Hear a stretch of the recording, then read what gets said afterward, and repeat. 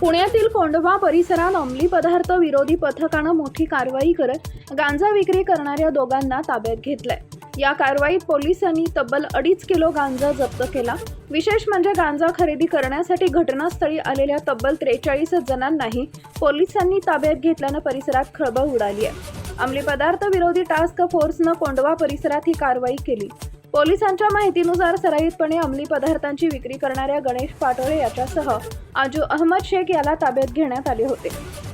गांजा खरेदी करण्यासाठी घटनास्थळी आलेल्या सुमारे 43 जणांनाही पोलिसांनी ताब्यात घेतलाय। या सर्वांची सखोल चौकशी सुरू असून त्यांचा विक्रेत्यांशी असलेला संपर्क, गांजा खरेदी करण्यामागील कारण आणि या व्यवहारात त्यांची नेमकी भूमिका काय होती याचा तपास केला जातोय।